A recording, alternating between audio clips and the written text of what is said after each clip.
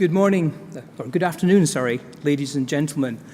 The British Geological Survey, or BGS, has carried out applied research overseas for many decades in a wide variety of countries and a wide variety of topics and settings, mainly with UK government DFID funding, although we are also funded by foreign governments and occasionally by industry and clients. And we currently do have a number of projects working with DFID, and for many, many years we have had experience through them of what it's like to work and experience the joys and pains of international research. And in my career, I've been fortunate to be involved in some of these projects, and today I manage the BGS Official Development Assistance, or ODA programme, which is worth about £7.3 million over the next 3 years. It's set up in a very similar way to the GCRF system. It's another arm of the government's funding, redirecting the research that we do to be more internationally and more partnership focused. And the rules around the ODA program that I manage are very similar to those of the GCRF. They require us to co-design and co-develop the research that we will do or want to do with overseas partners that are applicable to the Global Sustainable Development Goals and the Sendai Framework for Disaster Risk Reduction. In short, we need and you need your partners to define the problems, and then we work together to find the solutions. The programme that I run also supports BGS engagement in the GCRF and Newton funding arrangements. And so I'm very pleased to have been invited here today to make the point that, that BGS has strong links with many, many universities. We have about 70 PhD students currently operating in BGS. We have very strong links here in the Midlands with a Centre of Excellence tied to Nottingham University, and we're very keen to develop those links further across other departments. So as a grant holder, we have been asked to draw on some of the experiences of BGS. And so what I want to do in the next 15 minutes or so is just provide you with some thoughts on the challenges and practicalities around GCRF-funded activities.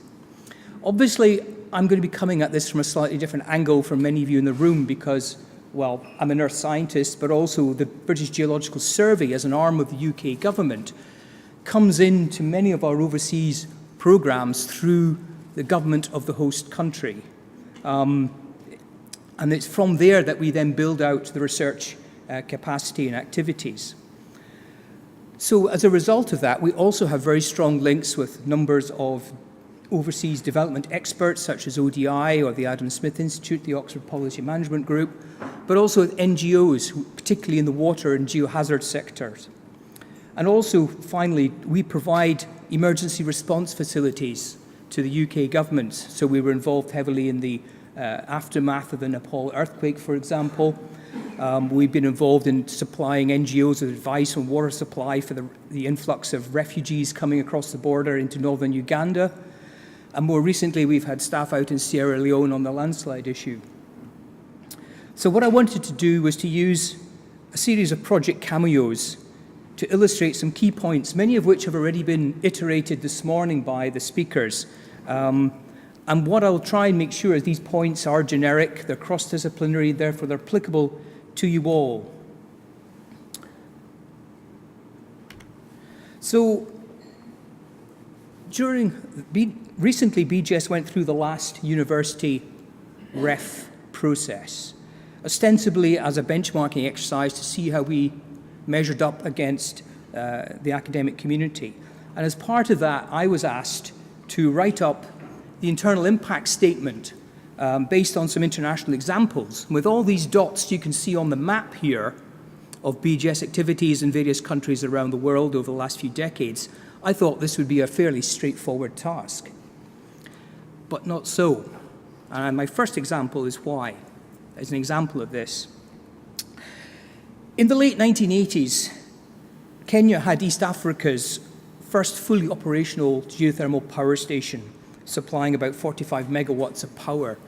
And over a period of 6 years, the British government, through DFID, or ODA as it was then called, invested a major exploration and analysis program to determine the geothermal potential of a further 6 volcanoes throughout the Rift Valley. And for me as a mid-career geologist, this was an incredibly exciting project. It ticked a lot of boxes. It produced maps and reports. It engaged widely with UK academics and international research programs that were also taking place within the Rift Valley at that time.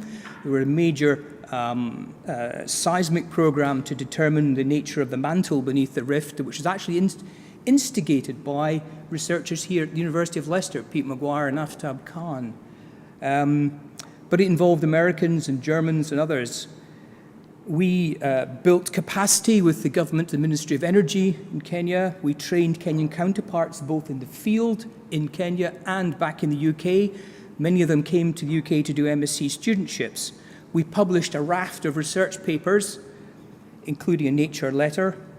It was highly regarded as a key project by the British High Commission and the regional DFID office at the time. And finally, when the project finished, it was highly commended by an expert panel of geothermal specialists from around the world. Great, you might think, but 10 years down the road, what was the measurable impact of that work? Well, the short answer is not a lot. Why is that? Well, arguably it was ahead of its time, because in this part of the Rift Valley where we were working, there was no infrastructure, no roads, no grid, no way in which the development of the potential resources that we had discovered could be easily extracted. It would require major investment from the World Bank or the African Development Bank to make it happen. And instead, what happened was the investment turned back into the original site of the first power station to increase the output there from 45 megawatts to over 200. And even that is only a tenth of the total estimated reserve. And you come away with the feeling that, well, of course, if the Kenyan Rift Valley was in the western seaboard of the States, every volcano would be a power station, and Kenya would be completely self-sufficient and more in its electricity requirements, in fact, probably exporting significantly to surrounding countries. So what happened? The Kenyan staff that we trained and worked with moved on. The skills were lost. In fact, one of the outstanding MSc students we had came to, I think it was Leeds, and got a superb recommendation from the supervisors. And he came back to Kenya and went straight to Shamba on the slopes of Mount Kenya, and we never saw him again. So it's only now, 25 years later, that we see the top prospect that we determined, as shown in this volcano of Salali, shown on your right, is starting to be developed. Roads are being developed, and drilling was to take place shortly. So we can now, 25 years later, show strong alignment to underpinning the economic development of Kenya and underpinning the Sustainable Development Goals, number 7, affordable clean energy, and number 13, climate action, reducing carbon emissions. And so the lesson from this first example is that ODA work, overseas development assistance work, is often long-term. And therefore, your impact, as has already been mentioned, you need to identify the short-term impacts that will demonstrate the value of what you've been doing, but also recognize the longer-term impact may be decadal in timescales. So well-thought-out impacts phased, even though the funding may be time-limited. And what is it that you're going to leave behind, and how sustainable is it? We left behind a whole series of reports and papers. How many of the experts that the Kenyan country now has in terms of geothermal that were trained by our project is quite difficult to determine. So that's my first example. My second example as a grant holder, I think on the first slides that Ian put up at the bottom of the list there of GCRF awards that had been successful, we were on the very bottom there. And the project title says it all: Strengthening Capacity in Environmental Physics, Hydrology and Statistics for Conservation and Agricultural Research. Firstly, it addresses the sustainable goal of zero hunger and the major challenge around food security. Secondly, it engages a range of expertise and disciplines: physics, hydrology, soils, chemistry, statistics, agricultural experts, soil experts. It's around conservation of our planet and environment. And it was built on a platform that was several years in the building. The Royal Society grants and BGS also funded others, along with our partners in the University of Nottingham, to develop links with researchers in 3 countries, Zimbabwe, Zambia, and Malawi, and to start sharing expertise and knowledge and insight into how we could develop trial settings to look at how do you increase the growth of the output of various crops. So it was built on a strong platform, and it had a clear definition because we could talk to our partners about the problems that we were trying to resolve and how they might best be implemented. So the innovation here was around climate-smart agronomic systems. The PI for this, unfortunately, isn't available. That's why I'm standing in front of you today. So I don't intend to go into the detail of this project, other than to say that it's about capacity building. That was the theme of this first collective call. We were looking at soil water dynamics and looking at how do we improve agricultural resilience and tie soil dynamics to groundwater. Critical for policy and extension. And this slide here shows the potential impact of changing soil fertility, increasing water retention, and changing tilling practices for a maize crop. And you can see that the crop on your left is 3 times the height of the one on the right. The project was reviewed, and some of the feedback points that were clearly stated: built on a firm foundation of established partnership, a strong element of capacity building both in laboratory and the field, very practical approach, developing teaching tools and instrumentation, cheap instrumentation to measure soil moisture, with potential to transform lives. It was seen as good value for money. It was seen as having good organization management structure, a good gender mix, and a clear pathway to impact. And that was essential here because we had those links to the agricultural extension experts who dealt with the communities on the ground, who could understand what it would mean if we asked them to change their tilling practice that they've had for generations. So the research could link directly to communities on the ground, but also through the agricultural ministries would link to national policy. And the key impacts that this project seeks to deliver is a step change in capacity to understand the soil crop water system. So adding value to existing experiments, critical information that will inform and underpin policy, and evidence-based transformation of agricultural practice. And as already been discussed in the last question session, this is really about south-to-south linkages, because we have had meetings with the experts and partners in these 3 countries. They're already sharing that knowledge, and they will drive that program forward. So the lesson here is that if you have good research partners and a sound platform to build from, then you're off to a running start. But that, of course, for most of us is not going to be the case. We're going to have to start from scratch, and that is much harder. So my last example is to give you some insights into an example of that. Building on the BGS experience of doing urban geology of cities in the UK and across Europe, and also Southeast Asia, we have established a research platform to look at the resilience of a number of selected cities. And the aim here is to combine the skill sets of groundwater, geohazards, engineering, remote sensing, urban modeling, to input understanding of the subsurface beneath the city and its opportunities for storage, for energy, for water, as well as its challenges. It's a hazard. It may subside, it may be polluted, etc. And much of this is not built into the planning infrastructure and the planning policies for many cities, not only here in the UK, but around the world. We worked extensively in Hong Kong, and we were into a third year of a major project in Singapore. And what we thought to do here was to extend these experiences out into the sort of second tier of developing cities in Southeast Asia.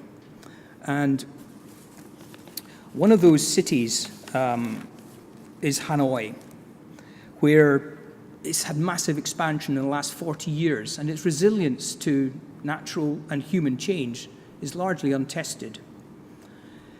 We sat down with Hanoi government and other partners.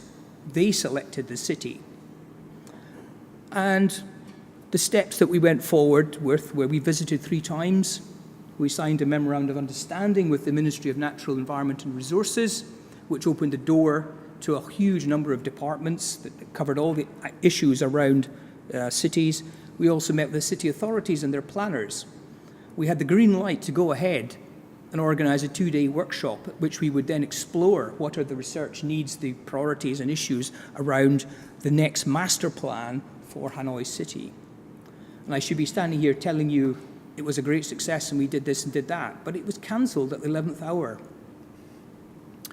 by our partners. An outbreak of dengue fever was the reason given, and certainly throughout August, dengue fever cases were extreme in Hanoi. But turns out that was a bit more of a face-saving exercise.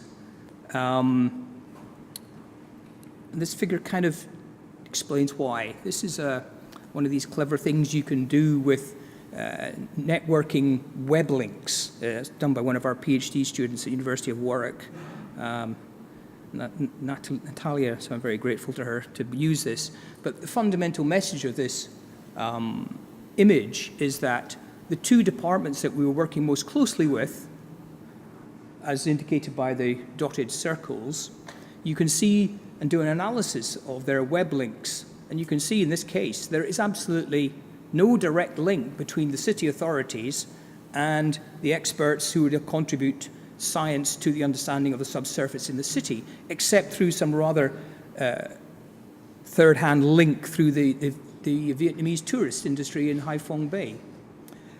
So it immediately highlights a problem that, although the partners are keen to engage, they've got to learn to engage themselves. If you're setting up new research that's interfacing at the boundaries between natural and physical and human sciences, you can't assume that your partners in country automatically are talking to each other. And as somebody mentioned earlier, many governments around the world and many systems around the world are siloized. And our workshop came unstuck because those high-level communications had not been established. And in Vietnam, the surefire way for a civil servant to be sacked is to make a decision. So they don't do anything until the boss decides. So paralysis takes over.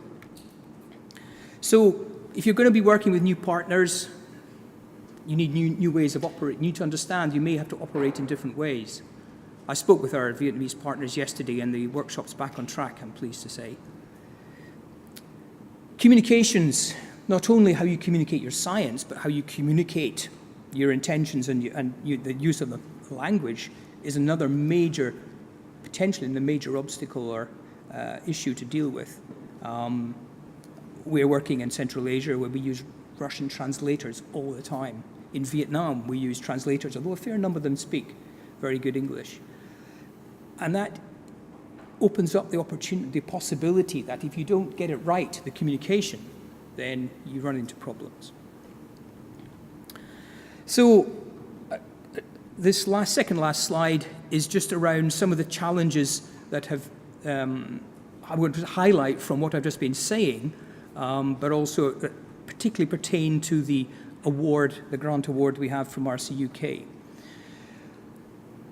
We sat down and thought, how is the research that we're proposing here going to be evaluated? It's a combination of curiosity, discovery, science, but it has to be applied. So there's this clash between high quality and a quality that is appropriate for the impact and the goal that you're trying to achieve. How is this going to be assessed if we're looking at science that's developing at new areas, interfaces between natural and human sciences? I don't have an answer to this, but it's something to think about. In common with many other projects that BGS has been involved in or grants we've bid for, the feedback is said the monitoring and evaluation is not well defined. That was the case for our award here as well. And that sustainability in the longer term is not clearly thought through. Partnership. It needs to exceed a threshold of range, quality, and maturity. And by that, I mean that I've heard people say, "Oh well, I met somebody at a conference. We can put them on the bid that we're putting together next week for the deadline that is next Friday." That doesn't mean you've got a partner. You really have to understand the depth, the relationship you have, but also the range of partners that you need to tackle this complex area that is being developed in the GCRF. Do you have any agreements in place that will not only, add depth to the letter of support that you're providing? If your contacts are mainly academic, will they be able to see the project through to its implementation? Will they be able to help reach the goal? Have they got direct links into government and policy? Understanding culture and the hierarchy of decisions is fundamental, again, if you want to get to that end of that line of sight.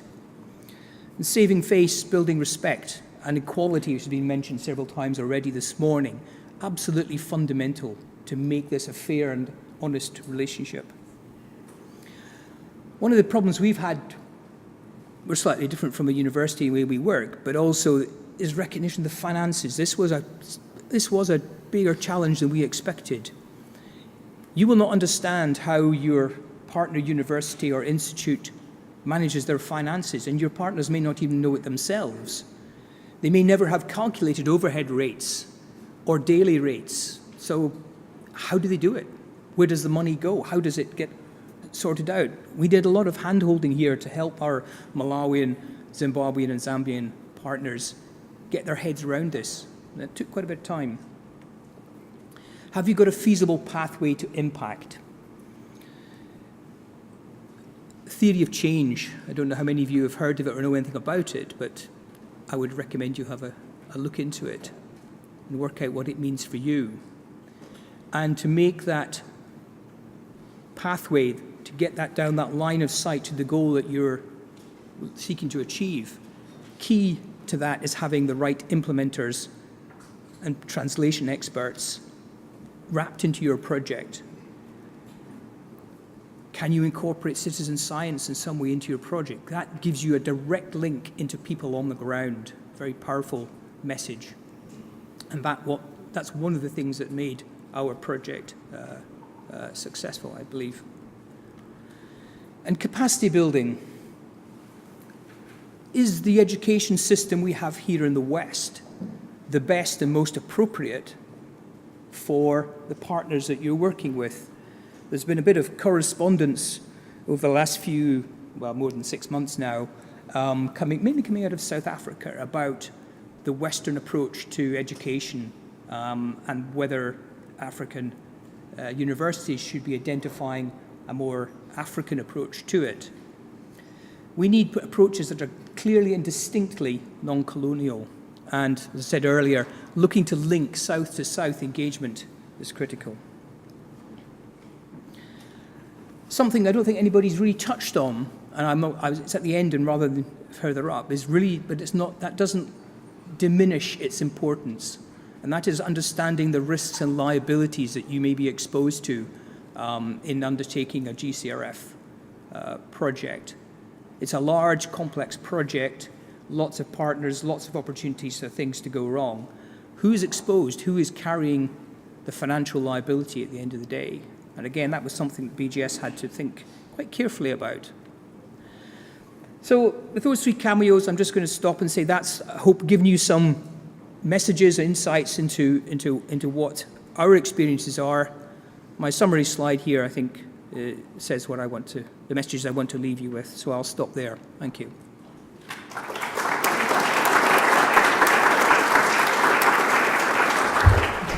Well, thanks, Martin. If you join us up here, we'll have questions. Sean, we'll now hear about the GCRF Collective Hubs call.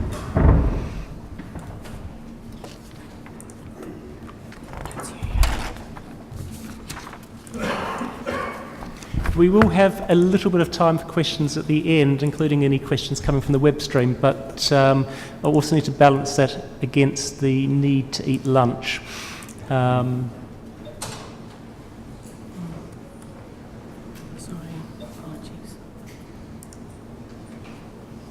So if you're thinking about your questions, make them nice and short and punchy so we can get quite a few in and get some answers. Ready to go.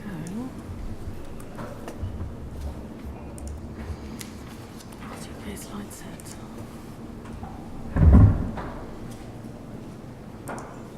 I saw that there. Let's try this. No. It's the same problems we had this morning. These.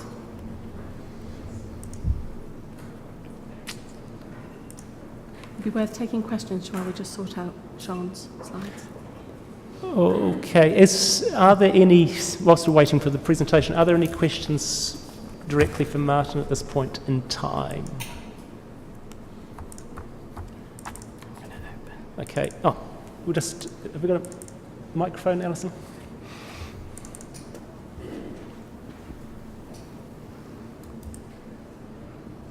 Ian Forrest, Nottingham Trent. I'm sorry if I misunderstood. You talked about your fund, which is similar to GCRF. Is that one which is for internal use only, or can we bid into that? No, unfortunately, you can't bid into it at this point in time. It's effectively a share of the money that BGS receives from government on an annual basis has now been dedicated to ODA activities. So in the first instance, we will seek to, obviously fund our own staff. So partnership is a possibility. But as I said at the beginning, part of my program is supporting GCRF, so we are keen to look at those angles. Yes, I would happy to use some of our funds to support you attending workshops that we're maybe organising, but equally to support overseas partners. So, at this stage, it's a new pathway for BGS here. So we're still working out the best way. But actually, just to add to that, because BGS is one of the NERC institutes, all of the NERC institutes, perhaps not British Antarctic Survey. No, it is. Okay, so all of the centres have an ODA allocation as part of their national capability. So they all have activities which have been signed off by the council. Whilst we're still waiting, I'm going to ask a question. So over that period, how has the way that BGS works changed in terms of the way that you as an institution work with your developing country partners? Over what time? Sorry. Well, over as you've become more engaged with sort of ODA activities. It's still early days to say that we are changing significantly because we're having to reorganize ourselves internally. And the first step we've taken is to create these 3 research platforms which integrate for the first time. So rather than doing groundwater studies in Malawi and hazard studies in Indonesia and spreading our capabilities, we're trying to integrate into 3 research platforms, one of which is looking at resource development corridors in Eastern Africa, the resilience of Asian cities, and the third one is on global geological risk. So integrating the cascade of multi-hazards that often hit communities around the world. So it's early days in terms of saying that we have changed significantly. We're still tackling the challenges internally of getting people out overseas. We expect to be operating next year in about 13 countries. So there's some big logistical and management challenges in there. So Ask me the question in a year's time, and I'll probably be able to I give will. you. And I see we've got a presentation behind you. So, Thank you. So, hopefully a lot of food for thought. Sorry. yep, Can you hear me that's now? it. Great. Hopefully a lot of food for thought so far today. So I just wanted to take you through some of the practicalities, particularly relating to the call for hubs, but also cover some lessons learned from our perspective from previous activities and identify a few other opportunities in addition to this hubs call. So just an overview, the hubs call really is looking for challenge-led and impact-focused proposals which are established and led by UK eligible organisations, but really encompass that idea of including overseas partners. We're looking to fund roughly 12 to 15 hubs, and each of those should be between £8 and £20 million over 5 years. And there's just a brief overview there of the timeline. So we're currently in the intention to submit stage, which is due in a couple of weeks' time. And then that will be followed by an outline and full stage with decisions and hubs beginning to spend at the end of next year. So one of the core focuses is around intractable challenges. So by that, what we really mean is multidimensional and complex challenges which cut across the Sustainable Development Goals. And are typically those sorts of challenges that are very resistant to change, that are prone to fragmented responses, and that can't really be addressed by a single organisation, discipline, or sector. And so as a result of that, what we're really looking for researchers and their partners to try and do is to think both across, between, and within the Sustainable Development Goals, and about how those different disciplines and different partners can contribute to delivering real impact in delivering these challenges. And also what we're particularly interested in is people thinking about and having an awareness of the underlying factors and contexts. So particularly thinking about the interactions and interdependencies between these different challenges. So in terms of the characteristics of these hubs, I think most of you who are familiar with the context will see that there is a lot of scope there for flexibility, intentionally so that you can propose something that fits with the particular scenario that you're dealing with. But what each hub needs to do is think about how they fit within these key characteristics and principles raised by Mark earlier. So these are around challenge and impact focus, interdisciplinary research excellence, global partnerships, and the organisation and leadership element. So in terms of eligibility, hot off the press, we updated our call text yesterday with some additional guidance. So I'd suggest that you have a look at that, but I'm going to summarise for you now. So the hub director or PI for this programme needs to be the same individual, and they should be employed by the lead organisation on a contract extending the duration of the hub. And this lead organisation is required to be a RCUK eligible organisation, or in this instance, we're running a pilot to include UK public sector research establishments, but there is a requirement there to contact the office in advance. So outside these lead research organisations, there are broadly speaking 3 categories of partnership that can be included in these grants. Firstly, research partner organisations. So these are UK or international organisations which all demonstrate an ability to deliver research in terms of capacity and capability, sufficient governance and control, and financial stability. So one of the updates we provided on our call text is now a set of minimum criteria for each of those characteristics, so you can check if organisations would be eligible as research partner organisations. But I'd urge, if you're in doubt, to contact the office and we can provide you with more information about specific eligibility queries. So staff from these organisations can be included as co-investigators on the proposals, and co-investigators really should have a significant intellectual input to the project and should be involved in the leadership and management. So the second category for partnerships is as project partners. So this is essentially any other organisation which doesn't meet those minimum criteria mentioned for for research partners. And also subcontracts, but these specifically are to be used for procurement of goods and services only and are not suitable for collaborations and partnerships where there's a more intellectual and leadership contribution. So in terms of what funds can be requested, again, we've updated this section of the call text, so there is further guidance available. For research partner organisations, as Mark mentioned earlier, we're evolving into a situation where we're going to award funds based on the geographical location of the organisation. So as with current FEC policy, all UK organisations will receive 80% of direct and indirect costs. All developed countries outside of the UK and those who are due to graduate from the DAC list prior to the start of the hub will be awarded at up to 50% of the eligible direct costs. And for those in DAC list countries, we will cover up to 100% of the eligible direct costs, plus up to 30% indirect costs to help support that research infrastructure and capacity. So for those universities that have multiple campuses, the costs will be awarded based on the legally registered location of that campus. And for multinational organisations, we will award dependent on the location of the headquarters of that organisation. For project partners, there are some restrictions on the extent to which we will provide costs for their engagement in the programme.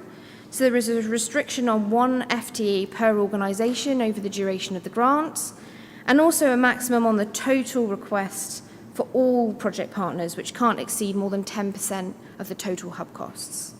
But in these instances, we will award up to 100% of the requested costs.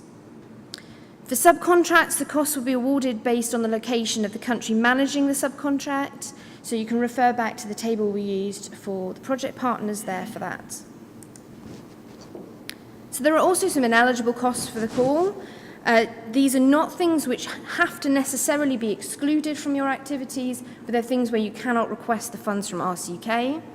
And that includes capital expenditure and infrastructure, costs for government departments and businesses where these aren't covered by the subcontracts I mentioned earlier, and the fees and stipends for masters and PhD students. So in terms of how to apply, I'd like to bring your attention first to the fact that there is a naming convention for these hubs, so you have to pick something which is short and snappy and comprehensible to the lay intelligent audience and doesn't include acronyms, jargon, technical terms, and the names of people and organisations. If you've already submitted an intention to submit and haven't followed that naming convention, don't worry, you don't need to resubmit, but make sure when you submit your outline application that you follow this guidance. So as I mentioned, we're currently at the stage where we're receiving intentions to submit. This is a mandatory stage, so everyone intending to submit an outline application as the principal investigator needs to complete the survey. It is very short and doesn't require too much information, so hopefully it's not too burdensome, but generally speaking, it's around details of the principal investigator and some very high-level information about the intention of the proposal. These details are not going to be used for peer review, and with the exception of the PI, we do appreciate that there may be some changes and some flexibility between the intention to submit and the outline proposal, and that's fully acceptable. And as I said, the deadline for this is the 29th of September. So following the intention to submit stage, we will have the call for outline proposals. It's currently live on the GES system, and all applications will need to be submitted by the 9th of November. So this includes the GES pro forma itself, and in addition, a case for support, which includes these 3 sections here, and a CV for the PI or hub director only at this stage. In terms of the assessment process, just to give you an overview of what will happen, once we've received the outline proposals, there will be some internal office checks around eligibility and costings and those sorts of things. And then the proposals will all be assessed by an external panel, which will be interdisciplinary and will involve overseas members as well as end users and other stakeholders alongside UK academics. And some of those applications will then be invited to submit a full proposal.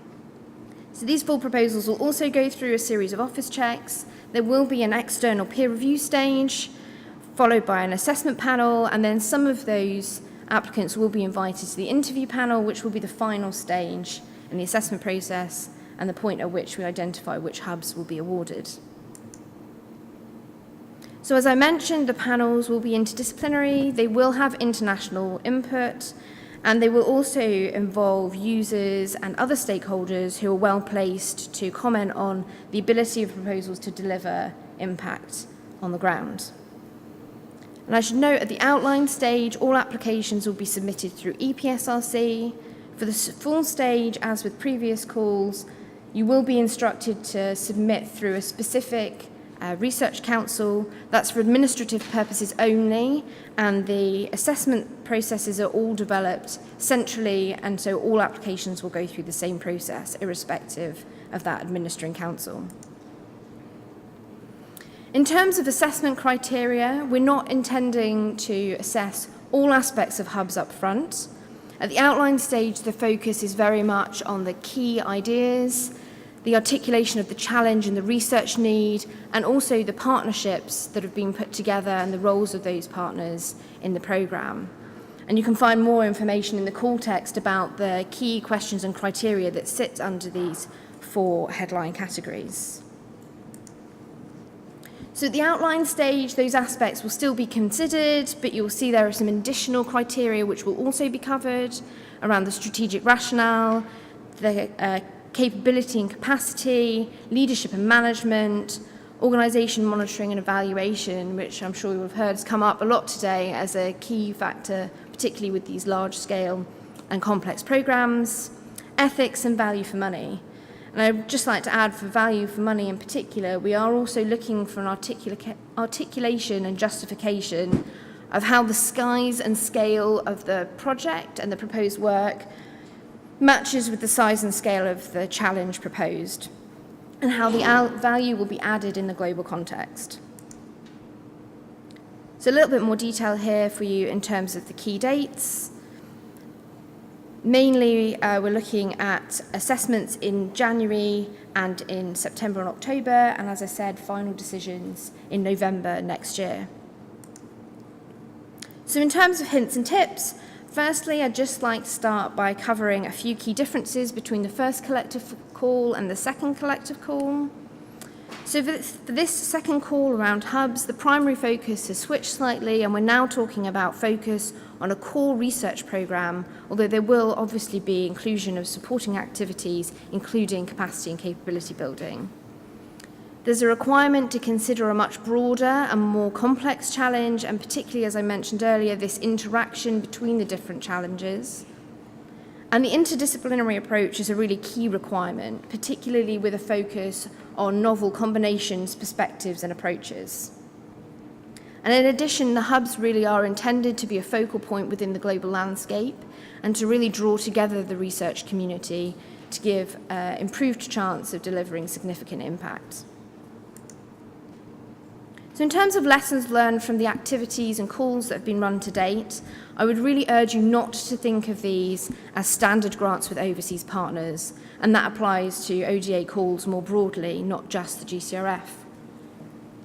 So the ODA challenge and solution really needs to be at the heart of these proposals, and applicants will really need to demonstrate an understanding of the context in which their research sits.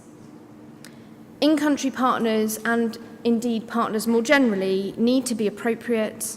They need to have been involved in the scoping and the delivery of research, and it really needs to be clear how they add value to the research and the programme that's being proposed. Particularly with these large-scale programmes, there is a requirement to support adaptability and resilience, in particular through focusing on the key competencies and expertise required to deliver these programmes rather than just focusing on specific work streams and individuals. We're not expecting that a hub would necessarily look the same on day one as it will 5 years down the line, and you need to be prepared for how to transition throughout the award. You need to be really clear and realistic about the potential impact of your programmes. So firstly, any impacts do need to be directly related to the proposal that you're talking about, but also there's this requirement to think, as Martin said, about not only what impacts will be delivered within the lifetime of the grant, but also what the intention is beyond that and how the legacy will be sustained in the longer term. And ultimately, we would really urge you to learn from others. So we're a few years into GCRF now, and there's a wealth of knowledge as well built up through Newton Fund and the other ODA investments. So there are a lot of individuals both around the room and more broadly who have experience of going through this process of developing proposals, going through the assessment processes and in the implementation phase. And so we suggest you to reach out and learn as much as you can. In terms of official development assistance, the GCRF definition is based on the broad OECD definition, and broadly speaking, when we're making an assessment on the compliance of your proposals, we'll be thinking about these three questions. So which country or countries will directly benefit from the proposal?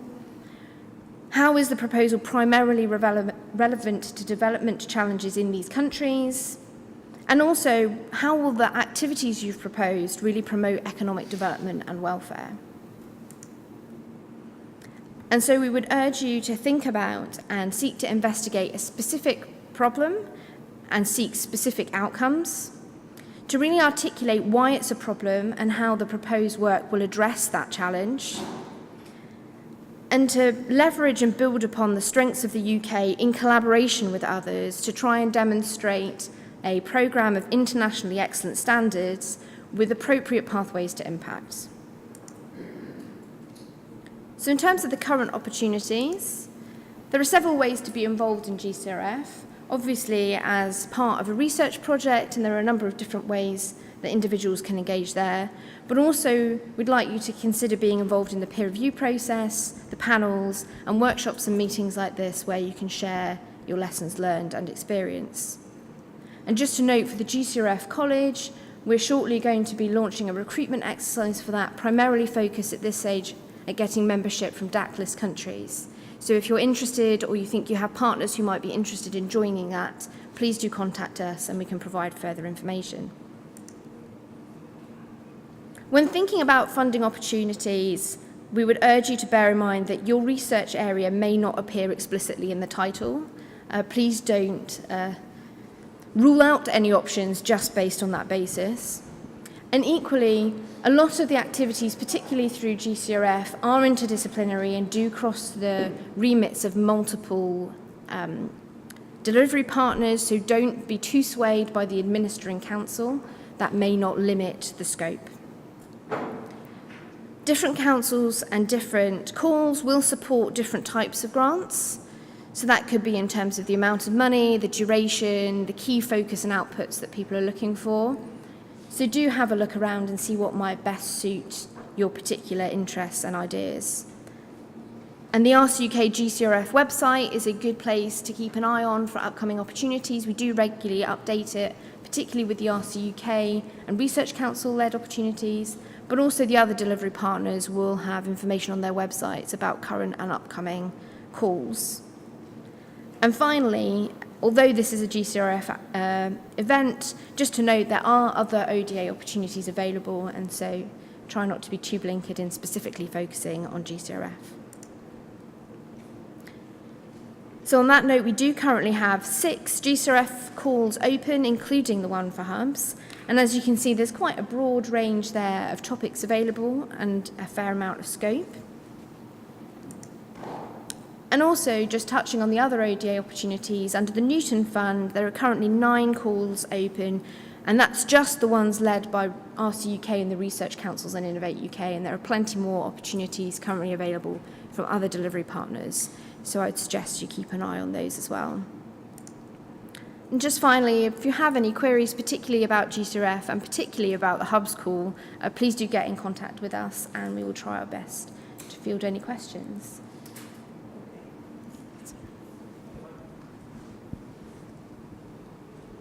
Okay, thanks a lot. And we'll give, say, 5 or 10 minutes for questions and then go for lunch. And then after lunch, we're going to reconvene and the GCRF team's going to be having a surgery about the opportunity to have specific questions. And then whilst we're doing that, there's also the opportunity to get some more interaction within this amazing group of people to look at things. I'm going to take the initial opportunity for questions. Some people are in time zones, which means they're not following us on web stream. So I had one question asked. You've answered half the question, which is what is the place to contact. The other half was, have you thought about having a frequently asked question section on your website? So, because I imagine there's a lot of people who've got similar questions. Yes, so we do already have a frequently asked questions document on the call web page, which will be regularly updated. So after this event, we will update it, and then subsequently, after each other event, we can add additional questions. Great. So any questions from within the room? Just wait for the microphone. We'll get a couple questions, and then so I've got one there first, and then the second one at the back. So please, and if you could give your name and institution as well. Yeah, I'm Chris Stokes from the Research Office at Aston University. I just wonder if you could tell us what the rationale is behind setting the threshold at £8 million. So there are a number of different factors involved in deciding what that range should be. In part, the breadth is to take account of the fact that obviously different research challenges and different approaches will require different levels of resourcing. And so we don't just want to restrict the hubs to the more expensive, if you like, approaches and disciplines. We are looking for something more significant in terms of duration and complexity to the previous call for capacity building, which was in the sort of £2 to £8 million category. So it's sort of intended as the next step following on from that. I don't know, Mark, if you want to add something extra. Yep. I think you just need to push the button. Yeah, just to add one point, which is that we're looking to set up a cohort of global centres, and that means that we need a degree of homogeneity around them. So the thresholds are designed to support things that are broadly comparable, recognising that there is a degree of variation in the unit costs of different types of research. So at the end of the day, we don't want this to be completely open, because it would then be funding things which would look very, very different. So it is, from our point of view, about building a cohort. And at the back? Yeah, this is Shivesh Bhattacharya from D. Mumford University. This is regarding the capital investment. It is excluded, I understand. What is the rationale for that, please? So this is part of the restrictions placed on the GCRF budget at the highest level. So it's kind of passed down to us, if you like, from BASE. We've got one at the front. Just wait for the microphone.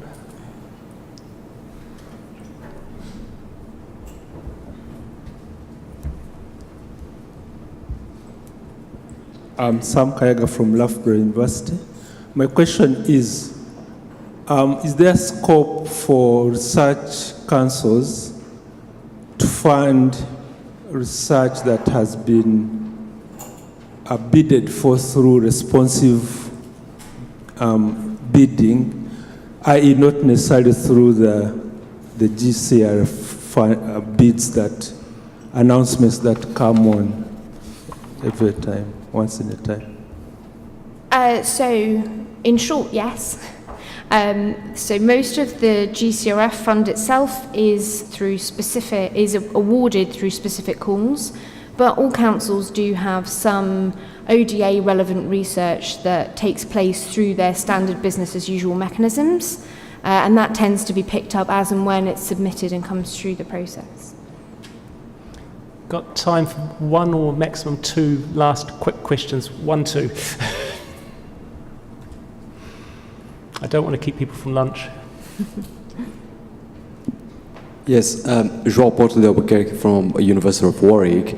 My question is whether there are expectations in terms of the share, in terms of like the resources, how they will be distributed between developed countries and ODA countries, if there are like rough expectations in that sense. If you just hand the microphone over, we'll take both questions at the same time. Thank you. This is just a very small question. When I sent in the intention to submit form, there wasn't any acknowledgement that it was received. Is that anything I need to worry about? No, it shouldn't be. Okay. We do think there might be an issue with the automatic kind of receipt emails, which we're looking into, but it shouldn't be a problem. Okay, good. If anyone is worried that their intention to submit hasn't come through properly, do get in touch with us and we can let you know that we've received it. Okay, thanks. Okay. Thank you. I think that is our... I just wanted to check with our team. Was our Vice-Chancellor meant to join us now or later? Later. Okay, just Sorry, checking. there was just... If I just quickly cover the other question, which sorry. was about the balance of resources between the developed and the developing partners. There isn't a set expectation. Obviously, with the idea around equity of partnerships, that does suggest a fairly balanced or proportional split, dependent on the work that's being carried out. I think certainly through the last collective fund call, there was variation, but overall we saw roughly a 50-50 split in terms of the distribution of funding. Good. Well, thank you, everybody, and plenty of other opportunities to interact with the team from GCRF, including after lunch today, and over lunch, I suspect, and other ways of engaging. And I really do appreciate my colleagues from the councils coming and sharing today, and also, of course, our colleagues from BGS. So if you could join with me to thank them, please.